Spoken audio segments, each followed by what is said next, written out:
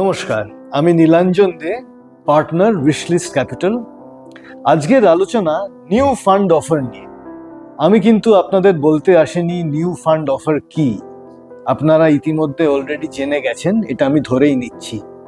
নতুন ফান্ড কোনো mutual fund house launch করেছে, যে পিরিয়ডটা যে প্রাথমিক সাবস্ক্রিপশনের জন্য খোলা থাকবে সেটাই হচ্ছে নিউ ফান্ড অফারের ইম্পর্টেন্ট পিরিয়ড আপনাদের কাছে।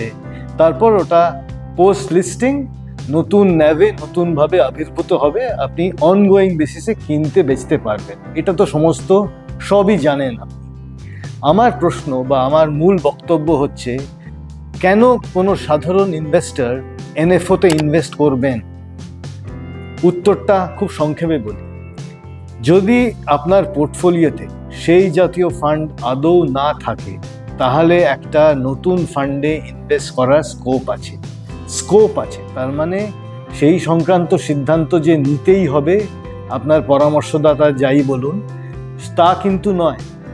আপনি নিজে নিতে পারবেন সিদ্ধান্ত, উপদেশটা অবশ্যই হেল্প করবেন। তবে মনে রাখুন, যদি পোর্টফোলিওতে ইতিমধ্যে থাকে একটা ফান্ড এবং সেই ফান্ডের একই ধরনের ফান্ড অন্য কোনো হাউস নিয়ে আসছে, তাহলে only for the sake of diversification আপনি এনএফওতে নাও ইনভেস্ট করতে চাইতে পারেন।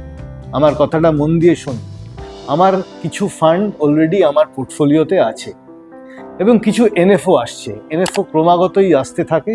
আপনি যদি সেবির ওয়েবসাইটে চোখ রাখেন তাহলে বুঝবেন কি দ্রুত গতিতে নতুন ফান্ড আসার সম্ভাবনা আছে। একটা ছোট লিস্ট আমরা তৈরি করেছি, সেটাও সেবির ওয়েবসাইট থেকে পাওয়া, আপনাদের সামনে দিলাম। দেখবেন কত ধরনের নতুন প্রপোজাল আপনাদের সামনে আগামী কয়েক মাসের মধ্যে উপস্থিত হবে। ইয়েস, এগুলোর মধ্যে অনেক কিছুই হচ্ছে ইটিএফ বা ইন্ডেক্স ফান্ড জাতের, কিন্তু তাছাড়াও অ্যাক্টিভলি ম্যানেজ ফান্ড অনেক এনএফও হিসাবে আসবে। Back to my old question, কেন আপনি এনএফওতে ইনভেস্ট করবেন যদি আপনার অলরেডি থাকে? প্রথমে নিজের পোর্টফোলিওটা খতিয়ে দেখুন আপনার কি রয়েছে। এবার মূল প্রশ্ন, আপনার যদি ডাইভার্সিফিকেশন করার স্কোপ থাকে এবং সেটা এনএফও দিয়ে সাধিত হয়, তাহলে অবশ্যই প্লিজ কনসিডার ইট। সেই এনএফও হয়তো আপনার জন্য অবশ্যই ইম্পর্টেন্ট হবে। একটা ডাইভার্সিফিকেশন আসবে, একটা ভ্যারাইটি আসবে, একটা ভ্যালু এডিশন হবে।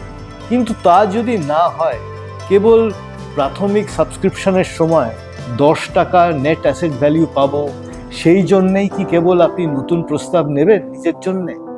দ্যাট শুড নেভার বা that should rarely B the case. কারণ এটা করার জন্য আপনাকে পকেট থেকে পয়সা আবার সেই এনএফওতে দিতে হবে। It's a question of allocation, question of diversification, যেটা খুব ইম্পর্ট্যান্ট, যেটা আগে উল্লেখ করেছি। এই কথাটা বলে আজকে আমি ছেড়ে দিচ্ছি। আপনি চিন্তা করুন, আপনি চিন্তা করে দেখুন। এনএফওর তালিকা প্রত্যেকবার সেবি আপডেট করে। এই আমরা অগস্টের মাঝামাঝি আছি। এই ভিডিওটা হয়তো আরও কয়েকদিনের মধ্যে আপনাদের হাতে পৌঁছবে, কিন্তু তা সত্ত্বেও আপনি দেখবেন নতুন এনএফওর প্রস্তাব সব সময় আসছে এবং অনেক একগুচ্ছ নতুন ফান্ড হাউসও আসছে, এটা আমরা জানি। তাদের এনএফওগুলোও পাবেন। প্লিজ ভেবে দেখুন before you decide to allocate in a new offer. ধন্যবাদ।